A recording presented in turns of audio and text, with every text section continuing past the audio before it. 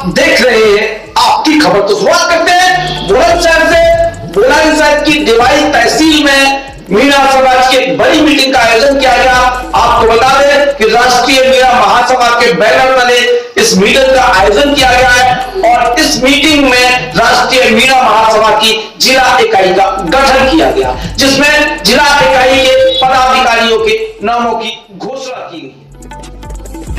बुलंदशहर की डिवाई तहसील क्षेत्र के गांव खुदादिया में राष्ट्रीय मीणा महासभा के बैनर तले बुलंदशहर की इकाई के गठन के लिए जनपद के समस्त मीणा समाज ने एक बड़ी मीटिंग का आयोजन किया, जिसमें राष्ट्रीय मीणा महासभा की जिला इकाई के पदाधिकारियों के नामों की घोषणा की गई।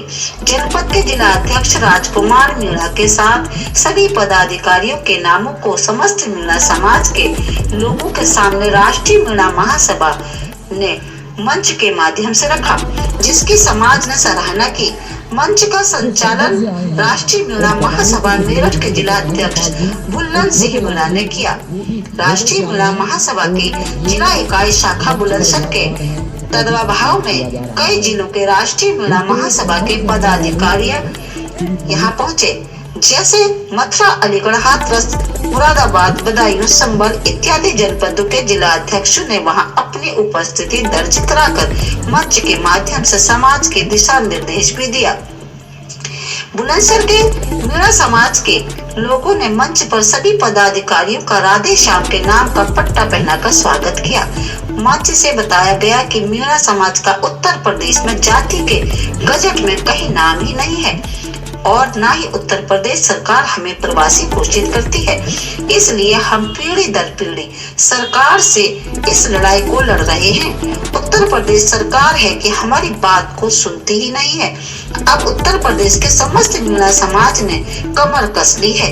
वक्ताओं ने कहा, अगर अब भी सरकार ने हमारी बात नहीं सुनी तो अब हम किसी भी हद तक जा सकते हैं। सड़कों पर उतरकर आंदोलन करेंगे, भूख हड़ताल करेंगे। अब की बार वोट नहीं करेंगे। आने वाले 2024 के लोकसभा चुनाव में नोटा का बटन दबाएंगे। आप खुद भी सुन लीजिए उन्होंने क्या कहा। एक रिजर्वेशन जो हमारा आरक्षण है, जो युवा वर्ग है हमारा, वो नौकरियों से वंचित है, अधिकारों से वंचित है, वो हमारा हमको मिलना चाहिए। तो इसकी आप जो संघर्ष कर रहे हैं, कितने वर्ष हो चुके हैं आप संघर्ष करते हुए? संघर्ष करते हुए हम ये हमारी पीढ़ियाँ गुजर गई है इसके अंदर। पहले से हमारे बुजुर्ग भी संघर्ष करते आ रहे हैं और आज हम भी कर रहे हैं, लेकिन सरकार कुछ नहीं सुनती है। सिर्फ जो लोग आते हैं, वादे करते हैं और चले जाते हैं, वोट ले जाते हैं, उसके बाद कुछ नहीं करते।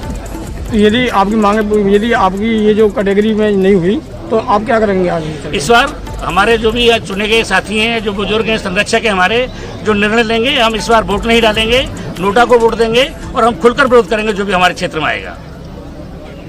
तो सर आगे क्या संदेश देना चाहते हैं आप? मैं संदेश देना चाहता हूँ, डबल इंजन की सरकार है हमारा। केंद्र के अंदर भी हमारा रिजर्वेशन की फाइल है, सेंट्रल के अंदर भी है, वो हमारी मांगे मान ली जाए, हम सरकार के साथ हैं।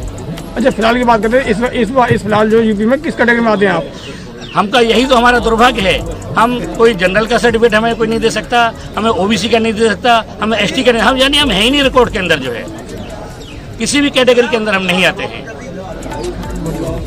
इस कार्यक्रम में पहुंचे सभी पत्रकारों को भी शॉल भेंट कर सभी पत्रकारों को सम्मानित किया।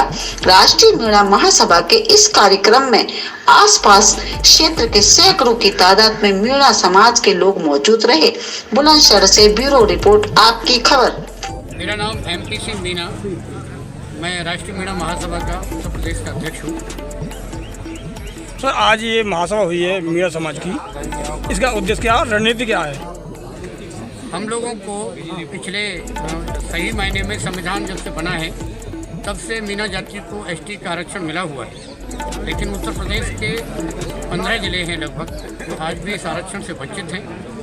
कुछ जिलों में ST के सर्टिफिकेट बन गए हैं, जैसे बदायूं, मुरादाबाद, बुलंदशहर में भी हमारी 2-3 तहसीलों में सर्टिफिकेट बन चुके हैं और अभी मथुरा में भी बन चुके हैं, लेकिन अभी भी कुछ जिले और तहसीलें ऐसी हैं जो अभी भी सर्टिफिकेट से वंचित हैं और सरकार में हमारी बात को अनसुना किया जा रहा है। हम लोग राजस्थान राज्य से प्रवासित हैं और ST अनुसूचित जाति का सर्टिफिकेट मांगने के लिए, अनुसूचित जनजाति का सर्टिफिकेट मांगने के लिए प्रयास कर रहे हैं। आज उसी संबंध में ये मीटिंग हुई है। तो सर, काफ़ी मंच से कई बात ऐसी रखी गई हैं कि कि राजस्थान में बात कीजिए तो वहाँ एसटी में आते हैं और यहाँ कोई भी कड़े नहीं मिल पा रही, तो इसका क्या क्या उद्देश्य है? ये बिल्कुल हमारी सत्यता है कि हमारे लोग राजस्थान में एसटी में आते हैं। हमारे राजस्थान के मीनाओं के साथ रोटी बेटी के संबंध हैं और उत्तर प्रदेश सरकार की पिछली अखिलेश सरकार ने भी इसकी जांच करा ली है कि हमारे रोटी बेटी के रिश्ते हैं जो वहाँ पर पूरी जांच हो गई है, वो सही पाए गए हैं। हमारी वंश लेखकों से हमारी वंशावलियाँ चेक हुई हैं, हमारी वंशावलियाँ और राजस्थान के मीनाओं की वंशावलियाँ बिल्कुल सेम मिल गई हैं।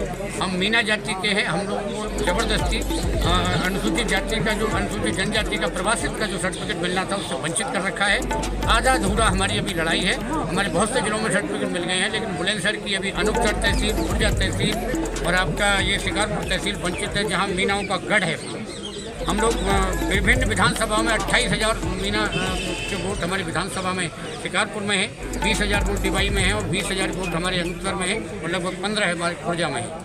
इतने वोटों के साथ भी हम लोगों को सरकार हमारी वोट ले रही है और ठाकुर जाति के साथ हम लोगों को ज़बरदस्ती काउंट कर लिया जाता है। जब सर्वे हुआ था तो हम लोगों को मीना ठाकुर लिख लिया जाता है, जबकि हमारा ठाकुरों से कोई मतलब नहीं है, बिल्कुल प्योर मीना है और हम अनुसूचित जनजाति के अंतर्गत हैं। अच्छा, आज एक चीज़ जानना चाहेंगे, यूपी की बात करते हैं तो आप यूपी में किस कैटेगरी में रहना चाहते हैं? अनुसूचित जनजाति का सर्टिफिकेट हमें चाहिए, हम उसी के लिए लेना चाहते हैं। यदि आपको नहीं मिलता तो आगे आपका क्या उद्देश्य रहेगा? हमारा उद्देश्य यह है कि हम सरकार का भी लोकसभा का चुनाव आ रहा है, इससे पहले भी हमने सरकार को कई बार हमने आगाह किया है, लेकिन हमारे सब्र का बिल्कुल बांध टूट चुका है। इस बार निश्चित रूप से हम कोई निश्चित सरकार को एक बार ज्ञापन देंगे। अगर सरकार हमारी बात को सुनती है तो ठीक है, वरना हम किसी भी हद तक जा सकते हैं। धन्यवाद।